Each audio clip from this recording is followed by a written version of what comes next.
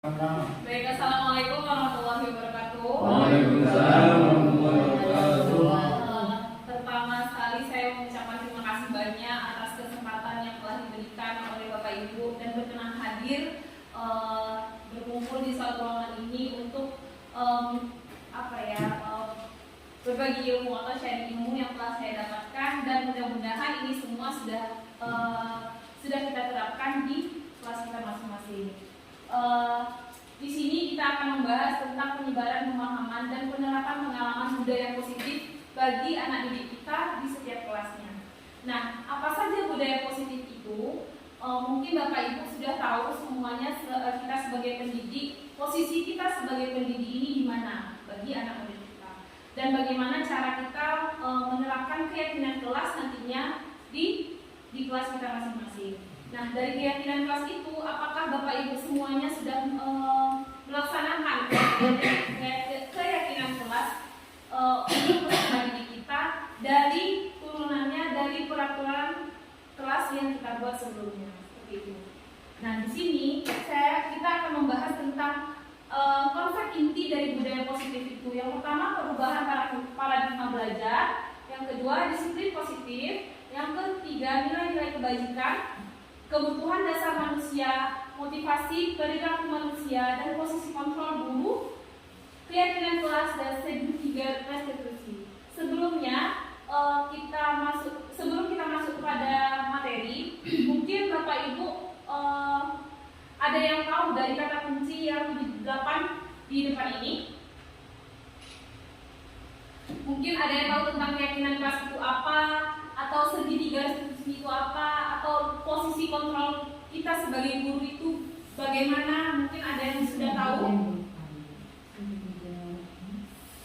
Ya, agar kita bisa mengetahui bersama-sama, saya akan memaparkan yang pertama, yaitu membangun perubahan paradigma. Apa yang dimaksud dengan perubahan paradigma itu?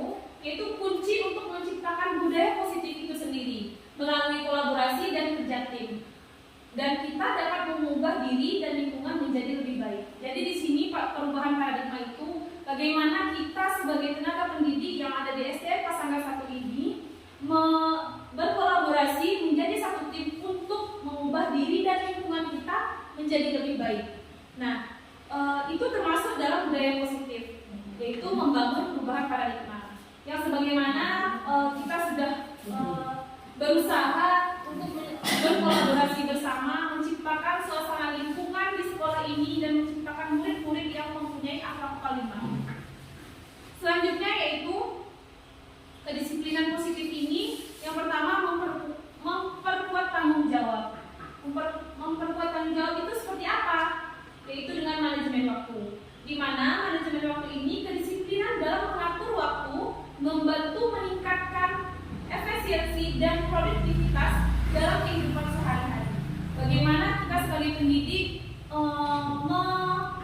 mempunyai manajemen waktu yang yang akurat. Bagaimana kita disiplinnya terhadap jam masuk, jam pulang, atau bagaimana anak itu pembelajarannya di kelas sesuaikan dengan jadwal yang sudah kita tentukan. Lanjut kepada etika kerja. Etika kerja itu kedisiplinan positif yang tercermin dalam etika kerja yang kuat, yang membentuk sikap profesional dan menjunjung tinggi integritas. Di mana dalam pekerjaan kita sebagai pendidik di sekolah ini haruslah mempunyai etika kerja yang bisa membuat anak-anak itu nyaman dengan kita sebagai pendidik, dan juga kita sesama guru bisa saling menghormati. Yang ketiga yaitu disiplin diri.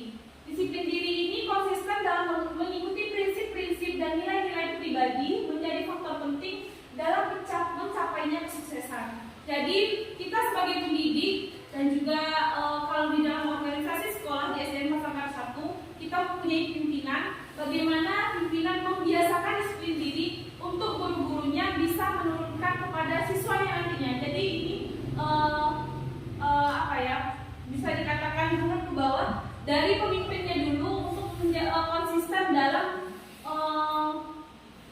menekankan prinsip-prinsip dan nilai-nilai terhadap kedisiplinan diri tersebut, agar terciptanya kesuksesan untuk membangun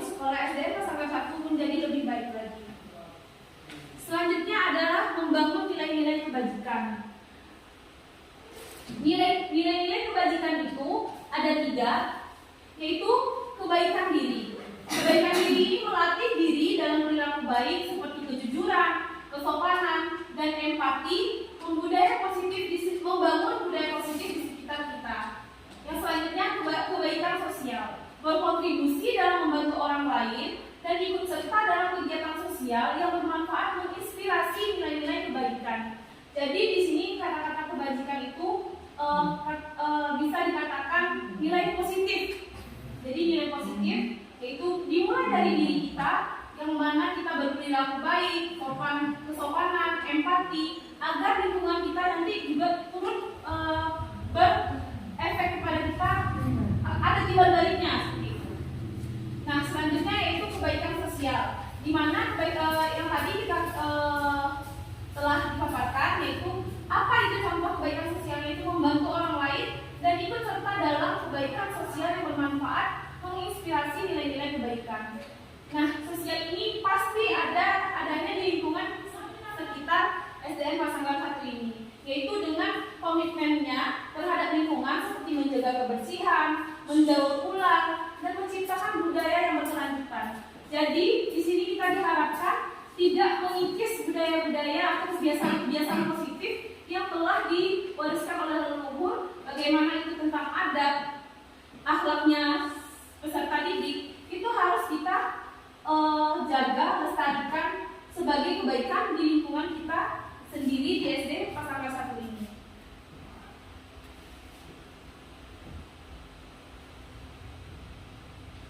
Baik Bapak Ibu, ini saya mengambil dari rekan saya bagaimana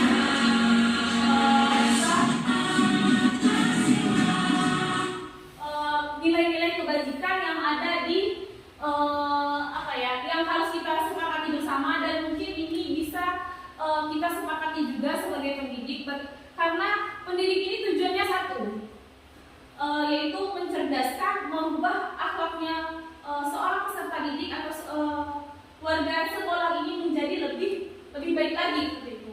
Nah, nilai-nilai kebajikan yang terpapar di sini yaitu nilai-nilai yang disepakati bersama, lepas dari suku bangsa, agama, bahasa maupun latar belakangnya. Nah, contohnya yaitu di dalam organisasi kita sebagai organisasinya guru-guru atau tenaga pendidik dan pegawai yang ada di SDN Pasanggal 1 ini harus mempunyai apa? Contohnya ini, profil pelajar Pancasila, yang dimana beriman dan bertakwa kepada Tuhan Yang Maha Esa dan berakhlak mulia. Dan itu juga mencakup global, yaitu berkebinekaan global, gotong royong, mandiri, kreatif, dan bernalar kritis. Nah, selanjutnya yaitu Ibu Primary Year Program, yaitu toleransi, rasa hormat seperti yang telah dipaparkan sebelumnya. Toleransi, rasa hormat, integritas, mandiri, menghargai, antusias, empati, keingintahuan, kreativitas, kerjasama, percaya diri, dan komitmen. Dari Ibu Primary Year Program ini, apakah kita merefleksi diri lagi Bapak Ibu, apakah yang poin-poin ini sudah ada di dalam diri kita masing-masing, seperti itu. Untuk apa? Yaitu untuk disepakati bersama agar kita tidak mengelompokkan diri sesuai dengan suku bangsa, agama, bahasa maupun latar belakang kita itu seperti apa. Selanjutnya yaitu keterampilan hidup, di mana dalam keterampilan hidup ini yaitu dapat dipercaya, lurus hati, pendengar yang aktif, tidak merendahkan orang lain, dan memberikan yang terbaik dari diri kita. Jadi kita sebagai pengajar atau pendidik dan juga sebagai teman sejawat untuk berkolaborasi, memberikan yang terbaik dari diri kita untuk kita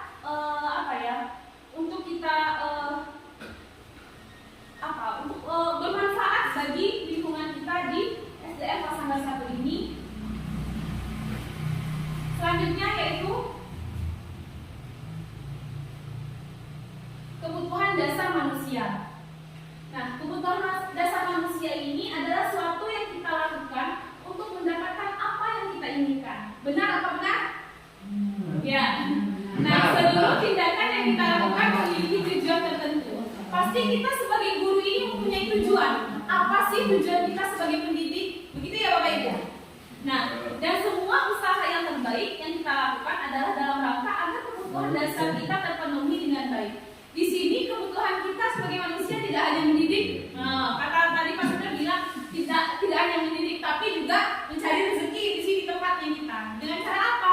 Dengan cara menjadi guru, menjadi pendidik, menjadi tauladan yang baik bagi siswa kita yang ada di SDN Pasaman 1. Jadi ini adalah kebutuhan dasarnya manusia, kita sebagai pendidik dan juga sebagai manusia yang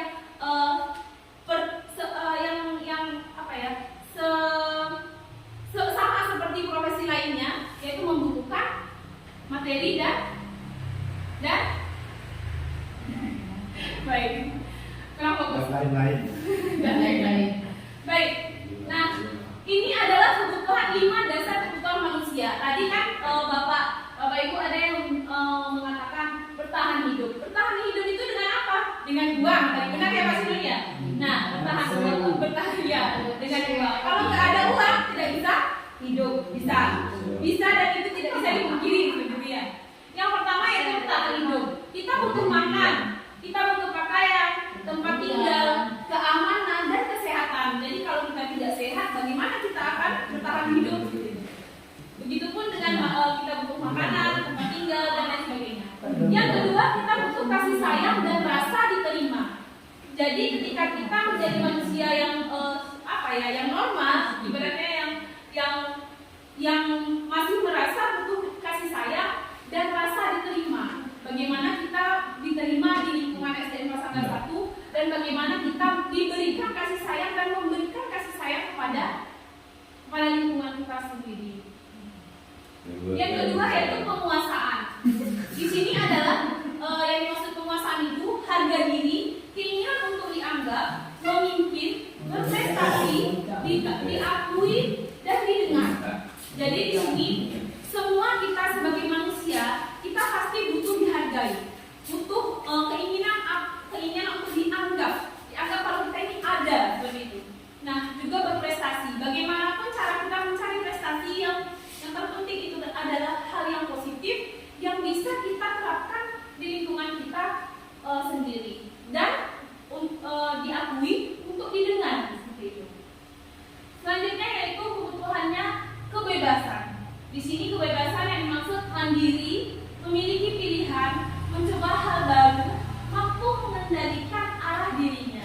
Jadi di sini walaupun kita mempunyai kebebasan atau mempunyai keinginan untuk bebas, tetapi kita tetap di dalam koridor yang sudah ditentukan oleh syariat agama dan bangsa kita sebagai negara Indonesia. Jangan sampai kita terbesit di pikiran kita ingin bebas tetapi keluar dari koridor kita beragama, aturan agama kita seperti itu ya Bapak Ibu. Selanjutnya kesenangan. Kesenangan di sini yang dimaksud yaitu dengan bermain, humor, antusiasme dan tertawa. Bermain, bagaimana kita juga butuh bermain, tidak hanya tugas kita cuma mendidik, kerja, cari uang, dan itu akan membuat pikiran kita pusing, gitu. Tapi kita juga butuh bermain, refreshing, misalnya main catur, gitu, untuk menghilangkan stres. Agar apa? Agar kebutuhan dasar yang lainnya terpenuhi, seperti itu. Nah, juga kita butuh humor, bercanda, bercanda sesama teman, dan kita itu membuat kita tertawa dan itu membuatkan energi positif yang ada di tubuh kita itu menjadi lebih meningkat lagi seperti itu.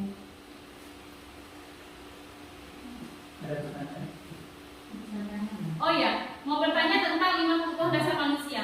Dari 5 dasar kebutuhan manusia yang dipaparkan di depan mungkin ada tambahan lagi atau mungkin ada syarat lagi, ada masukan lagi.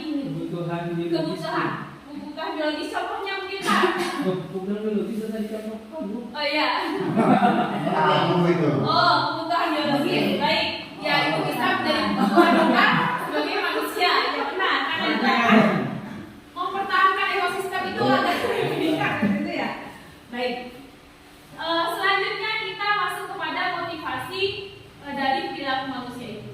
Motivasi itu ada 2. Ada eksplisit, ada implisit. Oh iya, baik Pak. Ya. Supaya tidak tidak keliru atau dan lebih luas evaluasi lagi. Baik.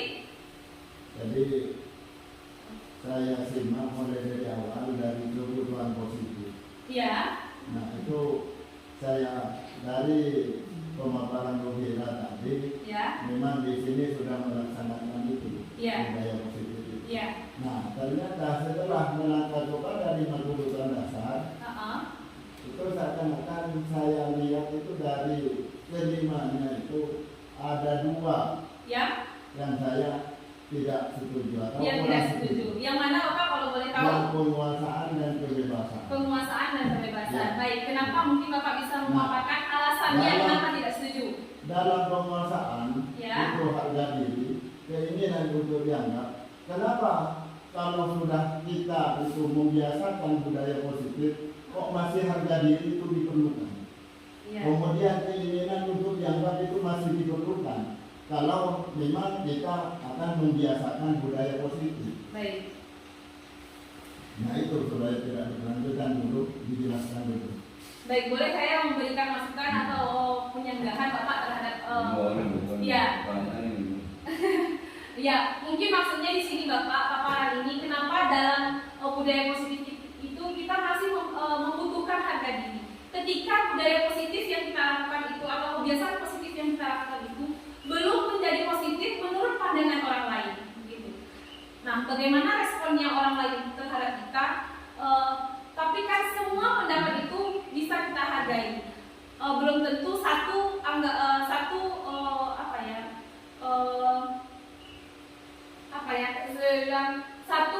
masukan dari si A bisa diterima oleh si B itu kan kita belum butuh saling menghargai seperti itu, Pak. Harga diri itu jangan sampai di dalam diskusi kita menjatuhkan harga diri seseorang. Karena kita tadi tujuannya apa? Mengangkat budaya positif seperti itu. Jadi kebutuhan kita juga butuh kita hargai. Kalau menurut saya seperti itu. Mungkin menurut Pak Sahari seperti itu tidak apa-apa. Mudah-mudahan nanti kita bisa berefleksi lagi ke depannya atas 5 kebutuhan dasar manusia yang saya dapatkan dari pembelajaran saya sebelumnya. Itu. Lanjut kita kepada materi selanjutnya yaitu motivasi perilaku manusia. Nah, di motivasi perilaku ini ada 2 Bapak Ibu. Yang pertama motivasi ekstrinsik yaitu dari luar dan motivasi intrinsik dari dalam diri kita sendiri. Apa itu yang dari luar? Gunanya untuk apa? Untuk menghindari ketidaknyamanan atau hukuman yang berlaku di negara kita. Dan yang kedua untuk mendapatkan imbalan atau penghargaan dari orang lain. Itu adalah motivasi. Kalau menurut Bapak Ibu, motivasi ekstrinsik ini bisa tidak diterima seperti itu? Kalau emang ini adalah salah satunya mungkin ya, contoh salah satunya motivasi yang membuat kita berperilaku seperti itu. Ada motivasi ekstrinsik dan motivasi intrinsiknya apa? Untuk menjadi orang yang mereka inginkan dan menghargai diri sendiri dengan nilai-nilai yang mereka percaya.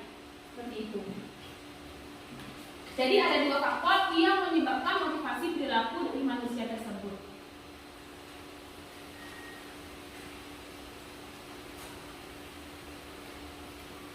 Selanjutnya ada hukuman, konsekuensi, dan restitusi. Di sini, ketika kita tidak mendapatkan sesuai dengan apa yang kita inginkan sebagai pendidik. Yang pertama, hukuman ini apa? Tidak terencana atau tiba-tiba. Yang kedua, murid tidak tahu apa yang akan terjadi dan atau tidak dilibatkan di dalam satu masalah. Yang ketiga, bersifat satu arah. Dan yang keempat, berupa hukuman fisik dan psikis. Dari hukuman ini, apakah Bapak Ibu sudah pernah melakukan hal yang seperti itu kepada peserta didik kita? Mari kita berefleksi lagi. Nah, yang kedua yaitu konsekuensi. Memecahkan masalah itu dengan hukuman, dengan konsekuensi atau dengan restitusi. Nah, yang kedua yaitu dengan konsekuensi. Terencana atau disepakati sesuai peraturan. Murid tetap dibuat tidak nyaman, sikap guru selalu memonitor murid. Yang ketiga yaitu restitusi, di mana restitusi ini adalah proses menciptakan kondisi bagi murid untuk memperbaiki kesalahan yang ada, kesalahan si murid tersebut, dan juga proses kolaboratif yang mengajarkan murid untuk mencari solusi sendiri. Jadi 3 poin ini adalah cara kita memecahkan masalah terhadap hal apa yang dilakukan oleh murid peraturan atau peraturan kelas atau keyakinan kelas yang kita buat. Mungkin dari 3 cara ini apa hal yang Bapak Ibu ambil? Yang pertama, yang kedua, apa yang ketiga? Yang pertama kebiasaan untuk menghukum, yaitu tidak terencana ketika ada satu masalah terbesit lalu mengatasinya dengan cara menghukum agar anak itu memberi efek jerah, seperti itu. Apakah sama kita satu suara untuk menghukum? Nah, nanti pasti kita akan melihat apa sih hal yang seharusnya kita lakukan seperti itu. Nah, di sini ada 5 posisi kontrol guru. Yang pertama tadi itu menghukum, membuat merasa bersalah sebagai teman, sebagai pemantau dan sebagai manajer. Sebelum saya memasuki ke video atas ada nanti saya akan melihatkan video untuk menjadi refleksi bagi kita di posisi mana kita saat ini sebagai seorang guru. Jadi ada 5 posisi kontrol guru. Yang pertama menghukum, membuat merasa bersalah, teman, pemantau dan manajer. Kalau saya ingin bertanya kepada Bapak Ibu, di manakah posisi Bapak Ibu sekarang ini? Buromlah mungkin ada di manakah posisi Buromlah? Apakah sebagai teman bagi muridnya ini bagi muridnya? Apakah sebagai teman? Apakah sebagai pemantau? Ataukah sebagai penghukum bisa jadi? Atau membuat merasa bersalah? Membuat anak itu merasa bersalah dengan hal apa yang telah dilakukannya? Seperti itu ya. Yang kelima itu sebagai manajer. Bagaimana kita memanajer siswa itu dengan langkah-langkah yang sebagai teman, sebagai teman. Pak Sino sebagai apa posisinya selama ini sebagai guru? Sebagai teman, banyak sebagai teman. Apakah hal itu sudah baik rasanya? Kita akan menonton video yang berikut ini.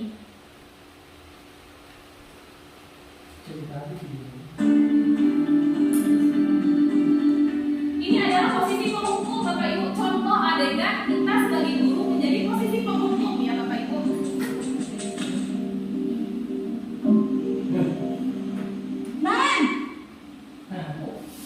Sini kamu. Selamat pagi Bu.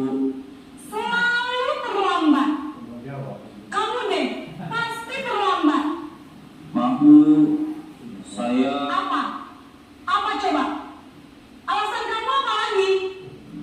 Kapan sih kamu tidak terlambat? Malas sekali ya kamu jadi anak. saya Dasar pemalas. Jadi kata-kata yang disampaikan oleh si guru ini kepada anak yang terlambat itu ada teksnya di bawah Bapak Ibu. Kamu keliling lapangan basket 2 kali. Memberikan kenapa saya harus ke lapangan basket Bu? Kenapa? Kamu melawan ibu. Beraninya jawab. Sudah terlambat masih berani jawab pula. Sekarang keliling lapangan basket 5 kali sekalian. Biar kapok. Cepat. Pergi sana ke lapangan basket. Jadi di sini anaknya itu dihukum. Ini adalah posisi membuat merasa bersalah. Jadi guru itu bertindak sebagai membuat anak itu merasa bersalah kalau dirinya itu sangat bersalah. Selamat pagi Bu. Naren. Kamu kenapa terlambat lagi, nak? Dengan bahasa Ya yang Tuhan, benar, guru Naren. itu menyampaikan Kamu senang ya bikin ibu susah ya? kepada Kamu siswanya. terlambat lagi. Nanti ibu yang ditegur bapak kepala sekolah, nak. Disangka ibu tidak bisa membina kamu. Duh, gimana ini? Maaf Bu, Duh, Gusti Naren. Kamu suka ya kalau ibu ditegur bapak kepala sekolah? Terus, sekarang ibu harus tulis apa ya di buku absen? Ini kamu sudah sering terlambat loh. Ibu harus apa coba? maaf Bu, maaf sekali. Ya sudah, lain kali jangan bikin ibu susah nak ya. Ibu tidak buat kalau begini terus. Bisa jadi kalau ibu tegur bapak kepala sekolah. Sana cepat kelas. Maaf ya Bu. Maaf Jadi dia sekali. tidak memberikan sanksi seperti hukuman, tapi dia membuat diri anak tersebut menjadi Posisi membuat rasa bersalah, berbicara dengan nada teman. Ini adalah posisi teman. Kasusnya sama, tapi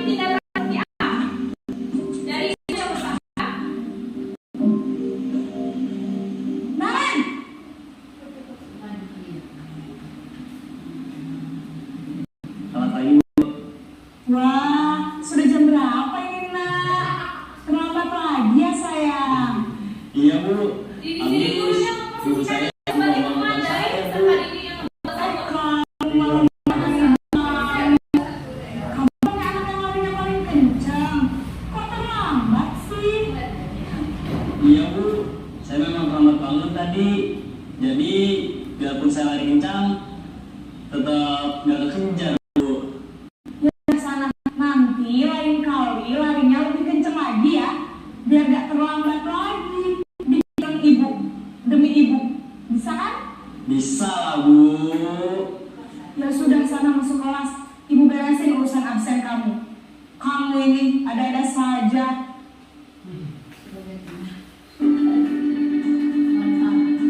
Selanjutnya posisi pemantau siswanya.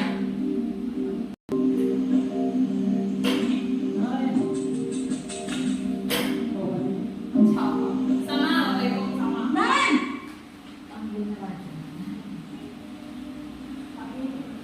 Selamat pagi Bu. Naren, apa peraturan sekolah kita tentang jam berapa kita harus masuk sekolah? Kita harus sekolah jam 7 Bu. Iya betul, sekarang sudah jam 7.20. Naren sudah tahu konsekuensinya jika terlambat hadir. Paham Bu. Saya harus tinggal kelas pas jam istirahat selama 20 menit. Iya benar, konsekuensinya demikian. Jadi nanti jam 9.30 pas istirahat, kamu harus tinggal kelas, kerja tugas tambahan untuk ketertinggalan kamu, ya? Baik Bu. Jadi si gurunya memposisikan diri sebagai pemantau. Nah ini adalah kasus yang sama, tapi posisi guru sebagai knowledge manager. Naren,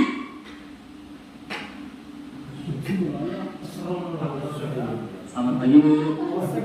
selamat pagi Naren. Maaf Bu, saya terlambat. Iya, sekolah masuknya jam 7, sekarang sudah jam 7.20. Jadi sekarang bagaimana ini Naren? Maaf Bu, saya lupa setel alarm saya semalam. Baiklah, menurut kamu, kira-kira sekolah yang mana yang perlu kamu tingkatkan? Menghargai diri sendiri dan orang lain mungkin ya Bu. Setuju. Jadi, apakah Naren meyakini prinsip saling menghormati tersebut? Iya Bu, saya meyakininya. Apakah dia memperbaiki masalah keterlambatan ini? Bersedia Bu. Bagaimana kamu akan memperbaiki masalah keterlambatan ini? Saya akan coba untuk tidak lupa menyetel alarm Bu. Baik, kalau Naren lupa menyetel alarm di rumah, ada orang yang kira-kira bisa mengingatkan tidak? Ada kakak saya, Kak Emma. Ada lagi selain Kak Emma? Jadi Selain di sini Kak guru Emma. mencarikan solusi. Tidak Baik, jadi yang mengingatkan Naren Kak Emma dan ibu kamu ya. Kira-kira akan mulai setel alarm kamu Naren? Setelah pulang sekolah, akan segera saya lakukan. Baik, jadi Naren akan setel alarm untuk bangun besok pagi dan akan diingatkan oleh kakak dan ibunda Naren. Ada lagi yang mungkin perlu dilakukan Naren agar tidak terlambat bangun lagi? Tidak ada Bu. Baik Naren, terima kasih untuk kerjasama kamu. Sekarang kamu perlu kembali ke kelas untuk belajar. Baik Bu, terima kasih.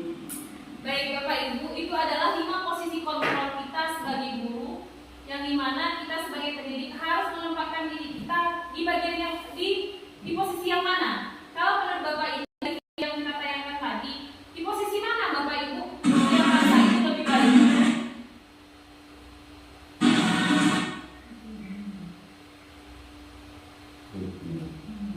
Ya, dari 5 posisi kontrol ini, di posisi mana yang rasanya hal yang patut atau rasanya pas dalam keadaan kita sebagai pendidik di sekolah dasar ini? Apakah kita baiknya, jadi selama ini mungkin Pak Sinur sama Bu Romla selama ini menjadi posisinya adalah posisi teman. Apakah itu sudah dirasa sudah cukup baik untuk dilaksanakan di kelasnya Bapak atau di lingkungan sekolahnya Bapak, Ibu? Apakah posisi lain ternyata posisi pemantau itu dirasa lebih baik? Mungkin seperti itu. Ada yang bisa memberikan tanggapannya menurut Bapak Ibu, di mana posisi kita sebaiknya? menurut saya itu Ya, semua posisi itu harus kita semua harus kita lakukan. semuanya, jangan Sesuai kita dengan- sebagai guru hanya sebagai ini jangan. Baik. Sebagai guru terhadap murid kita bersikap sebagai teman jangan. Baik. Jadi lima-limanya itu kita harus bersikap itu tergantung sikonnya nanti. Iya. Jadi benar Pak Sahadi tadi kita kelima-limanya harus menguasai posisi ini tergantung dengan situasi yang kita hadapi. Seperti itu. Terima kasih Bapak atas tanggapan dan masukannya. Selanjutnya kita beralih kepada contoh penerapan 5 posisi kontrol. Ya tadi sudah kita lihat bagaimana contoh posisi yang sama tetapi dengan cara yang berbeda penilaiannya seperti itu. Nah, selanjutnya keyakinan kelas Bapak Ibu. Keyakinan kelas ini yang sebelumnya itu berpikir keyakinan ini adalah peraturan yang ada di kelas kita. Apa itu peraturan kelas, apa itu peraturan di sekolah.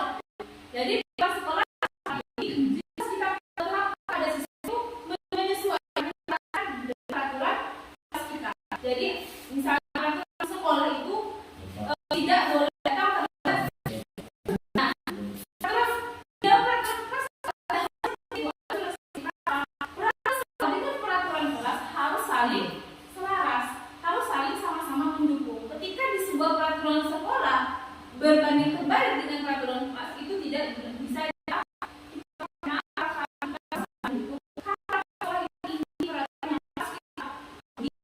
bersama masyarakat sekolah. Nah, itu adalah peraturan Bapak Ibu. Peraturan itu biasanya menggunakan kalimat yang negatif seperti misalnya dilarang makan dan minum di kelas. Itu adalah peraturan. Ada kalimat negatif yang kita pakai, dilarang. Yang kedua, contohnya jangan membuang sampah sembarangan. Itu adalah peraturan dengan kalimat negatif. Nah, kata jangan itu masih ada. Nah, bagaimana kita menciptakan peraturan itu menjadi keyakinan kelas bagi anak-anak dengan menggunakan yang dibajikan. Seperti apa? Contoh, tadi yang pertama dilarang makan dan minum di kelas. Kita kemudian menjadi keyakinan kelas. Apa? Contohnya menjadi keyakinan kelas menggunakan kalimat positif Bapak Ibu. Nilai-nilai kebaikan kalimat positif. Contohnya makan dan minum di kelas atau makan dan minum pada jam istirahat sekolah. Yang kedua, jangan buang sampah sembarangan. Peraturan kita dia menjadi keyakinan kelas Bapak Ibu. Keyakinannya buanglah sampah pada tempatnya. Jadi dari kalimat itu Bapak bisa kita seperti di dalam kita. Jadi kenapa keyakinan kelas itu bukan kelas sekolah, mengapa keyakinan kelas karena kita menanam nilai-nilai positif dari diri, karena kita mendukung nilai positif di diri kita. Kan kita apa ya? Tidak tidak, tapi kita betul kalimat positif untuk menciptakan keyakinan kelas atau keyakinan seperti itu. Nah, cara bentuk di kelas informasi kelas 1 sampai kelas 6 itu pembentukan keyakinan kelas itu dengan cara bersifat abstrak, berupa pernyataan universal, juga dalam pernyataan positif yang seperti kita contohkan barusan. Terus sedikit saja agar mudah diingat. Jadi kalimat dari keyakinan kelas ini simpel dan bisa diingat oleh anak didik kita seperti itu. Nah, yang selanjutnya sesuai dengan kondisi kelas dan sekolah. Jadi Pak Ibu di sini juga perlu memperhatikan keyakinan kelas yang akan kita sepakati itu harus sesuai dengan lingkungan, harus sesuai dengan kondisi kelas yang ada di kelas kita agar mudah diterapkan, tidak berlatar dengan kebiasaan positif yang dilakukan oleh siswanya. Selanjutnya semua warga sekolah atau warga kelas dilibatkan saat membuat keyakinan kelas ini. Jadi ketika keyakinan kelas ini dibuat, semua siswa ada di dalam kelas itu bisa memberikan pendapat, memberikan saran agar keyakinan kelas ini bisa kita sepakati bersama-sama.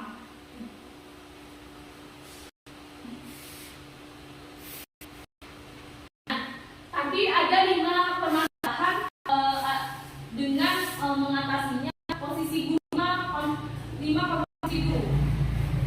Nah, ketika hal itu dihadapi di dalam kita masalah yang lainnya, karena setiap kita pasti mempunyai problem yang berbeda di dalam kelas kita masing-masing. Contoh, misalnya anak itu mencontek, lalu dia bilang kepada kita sebagai guru, ibu saya tidak suka tugas saya dicontek. Lalu, nah bagaimana tindakan yang dilakukan oleh siswa? Nah, bagaimana cara kita mengatasi masalah yang ada di kelas itu?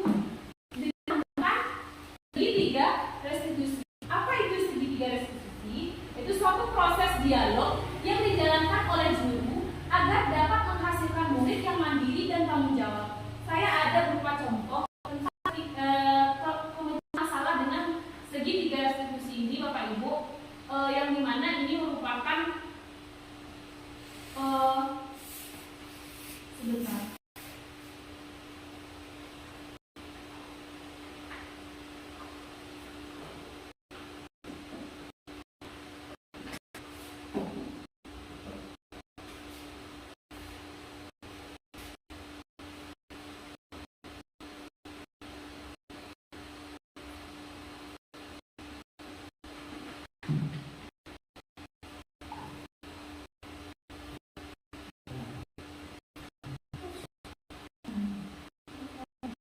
Menyelesaikan suatu masalah yang ada di kelas dengan menggunakan segitiga restitusi ya Bapak Ibu.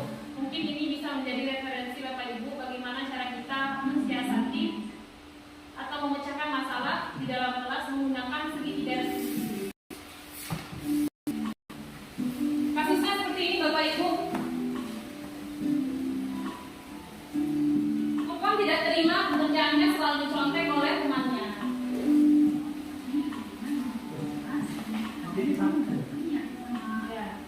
Yang pertama, tindakannya itu menstabilkan identitas.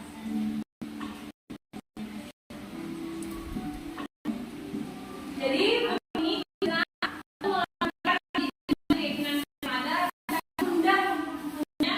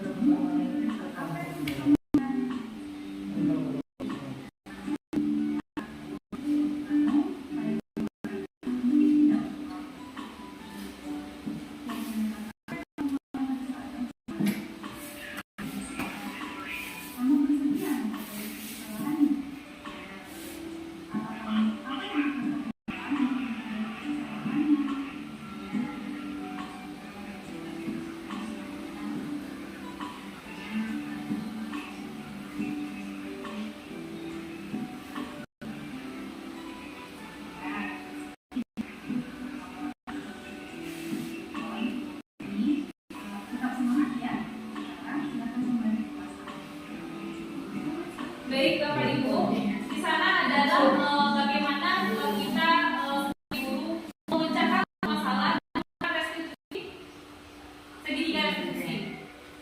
Nah, di mana segitiga restitusi itu ada tahapannya ya Bu. Jadi di contoh stabilitas tadi dari dialog tersebut menanyakan apa yang sudah terjadi kepada siswa yang tadi kasusnya seperti ini. Jadi Furqon itu marah ketika tugasnya dicontek oleh temannya. Lalu Furqon itu melakukan tindakan yang di luar dari keyakinan kelas atau kesepakatan kelas yang dilakukan di kelas tersebut. Nah, itu sebagai ibu kita sebagai guru menyelesaikan permasalahan tersebut dengan cara tahapan segitiga restitusi ini yaitu menstabilkan identitas. Tanya dulu bagaimana kejadian dari hal tersebut. Nah, siapa saja orang-orang yang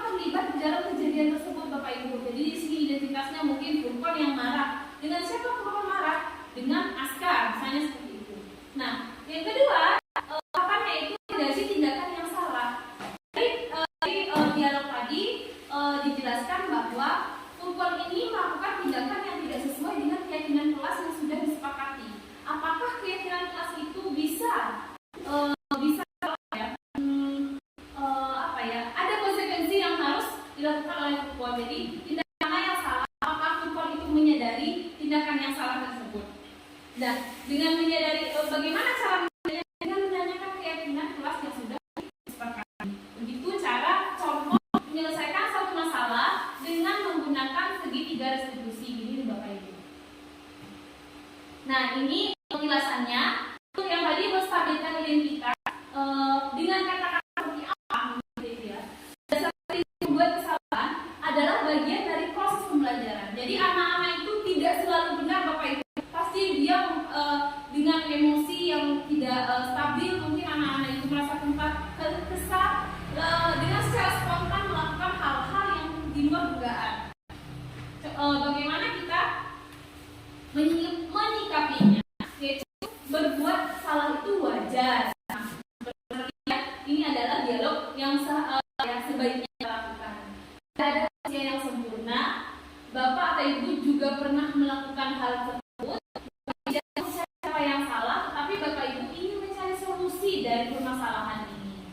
Nah, yang terakhir caranya kamu berhak merasa begitu. Jadi kata-kata yang seperti ini adalah kata-kata positif yang bisa dilakukan saat kita menstabilkan identitas yang dilakukan oleh peserta didik kita.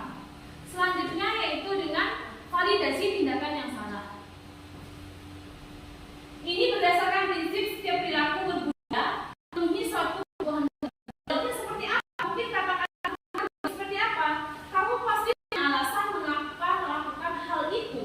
Padahal kamu bisa melakukan yang lebih buruk lagi dari itu, kan gitu. Kamu patut bangga karena telah melindungi sesuatu yang penting buatmu. Jadi haknya itu tidak dicontek oleh orang lain itu kan patut dipertahankan. Karena apa? Karena tidak mau hasil dari jerih payahnya itu seenaknya saja diambil oleh orang lain. Nah, tanggapan kita bisa jadi kamu melakukannya karena mempertahankan sesuatu yang penting bagi kamu. Seperti itu mungkin kalimat yang bisa kita lontarkan kepada peserta kita. Selanjutnya, menanyakan keyakinan kelas. Berdasarkan prinsip teori kontrol, pada dasarnya kita termotivasi secara intrinsik ya, dari dalam diri kita sendiri ya. Apa keyakinan kelas kita?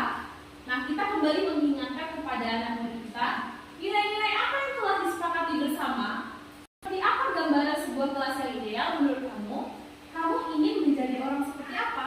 Jadi menggunakan kalimat-kalimat yang merefleksi kembali kepada peserta didik tentang keyakinan kelas apa yang telah diperbuat atau dilanggar oleh peserta didik tersebut.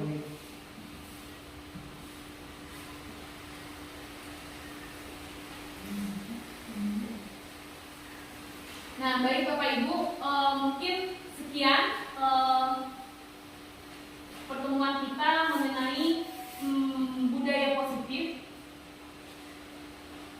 yaitu kita membahas tentang budaya positif yang 8 ini, perubahan paradigma belajar, disiplin positif, nilai-nilai kebajikan, kebutuhan dasar manusia, motivasi, perilaku manusia, posisi kontrol guru, keyakinan kelas, dan segitiga restitusi.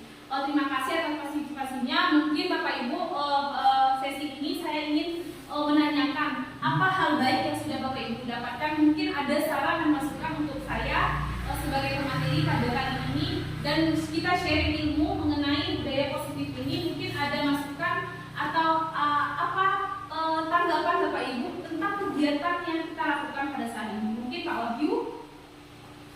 Ya, tanggapan saya setelah mendapatkan ini, saya jadi tahu terutama tentang posisi kontrol dulu itu, dan juga kalau mengenai hukuman, saya dari dulu memang sudah tidak mengenal hukuman, tapi saya tidak boleh. Dan untuk saran untuk diri mau materi saya di dulu agar otak ini juga fresh gitu rasanya, dan juga jangan lupa konsumsinya. Sekian dari saya. Baik, terima kasih Pak Wahyu atas refleksinya kepada saya. Mungkin ke depannya saya akan berusaha untuk lebih baik lagi dan kita mendapatkan nilai-nilai positif atas pertemuan yang kita ada ini. Dan saya dari Pak pimpinan selaku kepala sekolah dan juga dengan guru untuk berkolaborasi bersama untuk menciptakan suasana lingkungan sekolah yang lebih baik lagi sebelumnya. Agar apa? Agar terciptanya cinta dan kasih sayang di pasangan ini lebih tinggi lagi. Jadi orang berpadu pada kita. sekian pesan saya. Ada salah kata perbuatan, saya maaf. Kurang lebihnya saya sudahi. Assalamualaikum warahmatullahi wabarakatuh. Waalaikumsalam warahmatullahi wabarakatuh.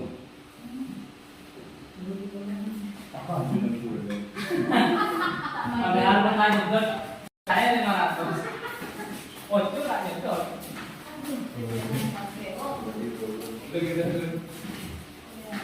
Sekarang udah jadi keyakinan kelas ya, bukan kesepakatan kelas. Ini keyakinan kelas. Menurut saya kesepakatan kelas.